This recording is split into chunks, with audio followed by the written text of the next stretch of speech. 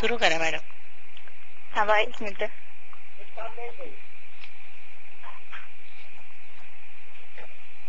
Hello. हा madam बोला. आज दिनांक 17/3/2011. मॅडम नाव सांगा तुमचं. माझं नाव सुजाता निलेश दोणकर. गावाचं नाव. कनेरसर. सरपंच दोणकर सरपंच. गावाचं नाव कनेरसर. आणि मॅडम गावाची लोकसंख्या काय आहे? लोकसंख्या 1750. आणि गावामध्ये अंगणवाडी आहे का? हा, अंगणवाडी आहेत ना. किती आहेत मॅडम? अंगणवाड्या 4 आहेत. त्या 4 अंगणवाड्यांमध्ये साधारण किती मुलं येतात? एका अंगणवाडीत 15, म्हणजे जसे असेल तसे 15, कुठं 10, जसे वस्त्या लहान असेल तशी. प्राथमिक शाळा किती आहे शाळा गावात? प्राथमिक शाळा 5 आहेत. आणि किती मुलं येतात साधारण? साधारण पट नाही मला सांगता येतं, कारण. ठीक. शाळेमध्ये किती शिक्षक आहेत मॅडम? शाळेमध्ये वस्त्यांच्या शाळांच्या 2-2 आहे आणि गावात 5 आहेत. अच्छा, माध्यमिक शाळा आहेत का? हा, प्राथमिक शाळा, माध्यमिक शाळा. अच्छा, 7वी नंतर मुलं शिक्षण सोडतात का गावातली? नाही, 4थी पर्यंत म्हणजे मराठी शाळेमध्येच असते, प्राथमिक शाळेमध्ये. आणि तिथून पुढं हे हायस्कूल आहे. हायस्कूल हायस्कूल आहे. तुमच्या गावात नाहीये का हायस्कूल? नाही, आहे ना, कनेसर गावात आहे ना हायस्कूल. किती आहे? 10वी पर्यंत. किती आहेत? हायस्कूल एकच आहे. एकच आहे. आणि त्या हायस्कूल मध्ये किती मुलं येत असतील मॅडम? हायस्कूल मध्ये नाही, मला स्पष्ट नाही. बरं, शिक्षक किती येते शाळेत? शिक्षक सगळे 7-8. हा मॅडम. 7-8. हॅलो. हॅलो. हा मॅडम, किती शिक्षक असतील? सगळे 10 असतील सगळे. बरं, गावामध्ये कुठे कॉलेज आहे का? नाही, कॉलेज नाही का नाही. प्राथमिक आरोग्य केंद्र आहे का? आहे ना, प्राथमिक. हा. आशाताई आहेत का गावात? आशाताई. आशाताई. हा, म्हणजे जसं लहान मुलांना पोलिओ वगैरे डोस देतात किंवा बायका प्रेग्नेंट असतात, गरोदर असतात, त्या दरम्यान लसीकरण वगैरे असं असतं. मग असं कोण तुमच्या गावात बाई बघतात कारण दवाखान्यातल्या? हा, आहेत ना. हा, बालमृत्यू किंवा आणि ज्या महिला गरोदर असतात, डिलिव्हरीच्या दरम्यान मरण पावतात, अशा मातांचं मृत्यूचं प्रमाण काय आहे? ते नाही मला सांगता येत. सर्वसाधारण गावातले आजार कोणते? आजार कोणते गावात? आजार दीदी. हॅलो. हा, बोला. सर्वसाधारण मॅडम गावामध्ये कोणते कोणते आजार आहेत? आजार सध्या काही नाहीये, पूर्ण म्हणजे दांड्यात आपले असं चालू असल्यावरती त्याच्यावर लगेच उपचार होतात ना. बरं, अपंग व्यक्ती किती आहेत गावात? नाही, त्याची नाही, एवढी नाही माहिती मला. यादी नाही. लहान मुलांचं हॉस्पिटल आहे का? ते पण नाही सांगतात, कारण नवीन मी आता सरपंच झालेले आहे ना, त्यामुळे मला एवढी अजून माहिती नाहीये. ॲम्ब्युलन्स आहे का गावात? ॲम्ब्युलन्स नाहीये. HIV काय प्रमाण? HIV तसं काय नाही सांगतात ना. किती टक्के लोक मॅडम शेती करतात आणि किती लोक त्याच्याशी निगडीत आहेत? शेती लोक भरपूर करतात, निगडीत कमीत कमी. कोणतं धान्य पिकवतात गावात? धान्य सर्व पिकते इकडं. कोणती? म्हणजे ज्वारी, बाजरी, गहू, भात पिकतो, सगळे म्हणजे हरभरा, सगळे धान्य पिकते, लसूण, कांदा. साधारण गावामध्ये प्रत्येक व्यक्ती म्हणजे प्रत्येक कुटुंबातील व्यक्तीची साधारण किती एकर शेती असेल? एकर म्हणजे 1 पासूनच सुरुवाती, कुणाला अर्धा आहे, म्हणजे गुंठ्यावरती, कुणाला म्हणजे जसं हे तसं आहे शेती ना. अच्छा, मग शेतीचं वाढ म्हणजे 5 एकर 10 एकर असे सर्वांना थोडे थोडे आहे शेती, जसे अर्धा पासून चालू आहे पुढे. शेतकऱ्याचं वार्षिक उत्पन्न काय असेल मॅडम? आर्थिक उत्पन्न म्हणजे जास्तीत जास्त, कारण कोणतंच आता उत्पन्न नाही सध्या, ज्वारी बाजरी हेच. शेतावर काम करणाऱ्यांना किती रोजगार मिळतो?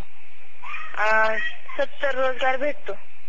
म्हणजे जसं काम असेल तसं, खुरापणी असली तर 70, कांदा लावड असली तर 120, जसे काम असेल तसे रोजगार भेटतात.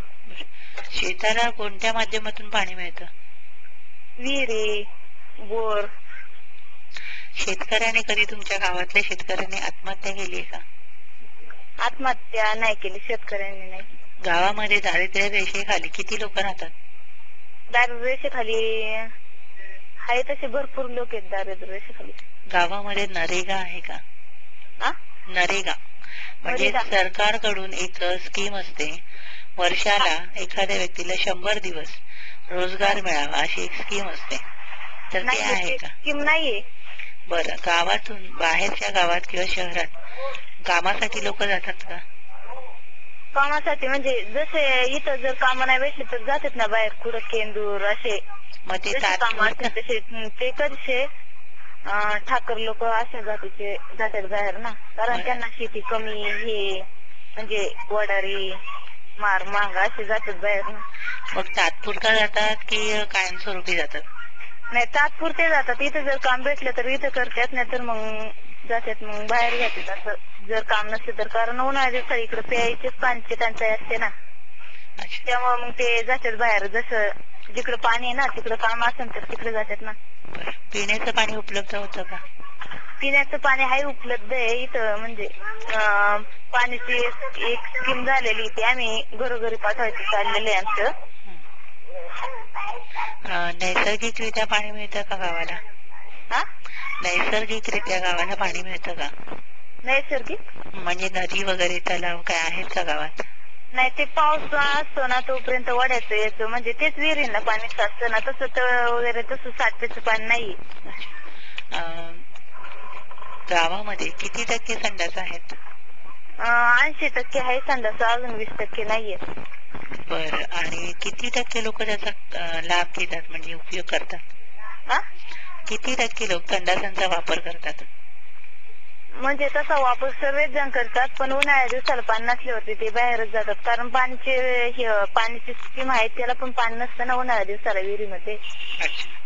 मग उन्हाळ्या दिवसाला जातात बाहेर, पण पाऊस काळाला पाणी असल्यावरती संडासचा वापर होतो. महिलांना पुरुषाच्या बरोबरीची वागणूक मिळते का? ती पुरुषांकडून मिळते महिलांना. अच्छा, जर कामाच्या बाबतीत म्हटलं मॅडम, तर पुरुषांना आणि स्त्रीला समान वेतन मिळतं का? पुरुषांना कामाच्या बाबतीत जास्त हे भेटतं, कारण पुरुष स्त्रियांपेक्षा थोडस जास्त काम करतो ना, त्यामुळे मग पुरुषांना जरा जास्त भेटतं स्त्रियांपेक्षा. अनुसूचित जाती जमातीमधील लोकांना समान वागणूक मिळते का? समान वागवतात, पण दारू विषयी थोडस हे असल्यावरती मग ते नाही वागवत ना. असे जे दारू पितात, ज्याला व्यसन आहे ना, ते नाही, म्हणजे स्त्रियांना व्यवस्थित नाही वागवत ना. 18 ते 30 वयातील तरुणांच्या समस्या काय आहेत? काय 18 ते 3 वर्ष जे वयाचे लोक आहेत त्यांच्या काय काय समस्या आहेत? म्हणजे 3 वर्षापासून 18 वर्ष? 18 ते 30. 18 ते 30 काय समस्या म्हणजे जसे कोणाला नोकरी भेटत असेल तर नोकरी, नाही तर मशीन क्लास हे असे तसे हे करतात.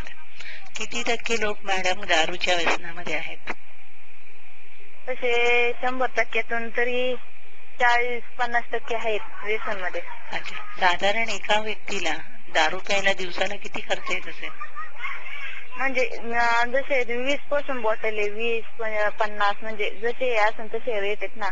बरं, तंबाखू किती टक्के लोक खातात? तंबाखू जास्त प्रमाणात खातात, 70-75 पर्यंत.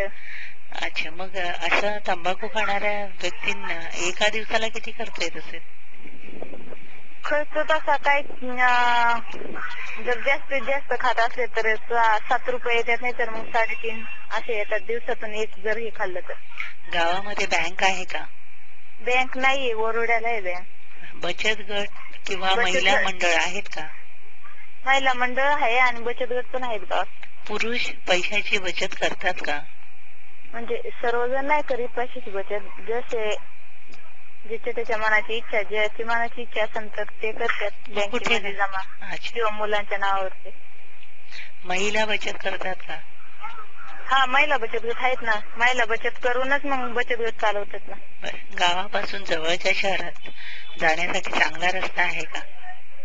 चांगले रस्ते आहेत ना, आणि आता काम चालू आहे म्हणजे तासगाव खेड आहे ना, हं. तर राजगुरुनगर पर्यंत परत 4 पदरी रोडचं काम चालू आहे. तसे 2 पदरी रोडचं काम आहे सर्व. गावामध्ये चांगले रस्ते आहेत का? आहेत ना, तसे चांगले रस्ते आहेत ना. गावात लाईट आहे? हा गावात लाईट आहे का? हा, गावात पंचायत मधून सर्वांना लाईट हे केलेली आहे. म्हणजे गावात लोड शेडिंग होतं? गावामध्ये लाईट जाते का म्हणजे अशी? हा, लाईट जाते, पण इथं 3 फ्यूज पण असते आणि सिंगल फ्यूज पण असते. इथं नियम आहेत, म्हणजे सकाळी 11ला गेले तर संध्याकाळी 5ला येते, सकाळी 5ला गेले तर सकाळी 11ला येते, असे नियम आहेत. 2 टाइम म्हणजे दिवसातून एकच टाइम लाईट जाते. 11 ते 5. गावामध्ये किती टक्के लोकांकडे मोबाईल असेल? मोबाईल जवळजवळ 100% मोबाईल आहेत. किती लोक वर्तमानपत्र वाचतात? वर्तमानपत्र सगळे किती जातात मला नाही सांगता येतं, पण जास्तीत जास्त भरपूर लोक वापरतात वर्तमानपत्र. किती लोकांकडे कम्प्युटर आणि इंटरनेट आहे? 25% पर्यंत आहे कॉम्प्युटर, जास्तीत जास्त. Computer madam? हा, कॉम्प्युटरच ना. ग्रामपंचायतीचा लोकांना कसा फायदा होतो? ग्रामपंचायतीच्या लोकांना, कारण ते वरून जो निधी मिळतो ना, तो असा लाईट साठी याच्यासाठी हे करायला लागतो. कोणाच्या घरपट्टी, कोणाची पाणपट्टी. बर. आणि सरपंचांना जर मॅडम जर अवॉर्ड द्यायचं असेल तर त्या सरपंचाच्या अंगी कोणते गुण असायला पाहिजे? सरपंचाच्या अंगी लोकांची सेवा करणं, कोणाचे म्हणजे कोणाला पाणी नाही ते पाणी पोचवणं, लाईट नसली तर लाईट हे करणं, म्हणजे सगळ्या समस्या सरपंचालाच कराव्या लागतात ना.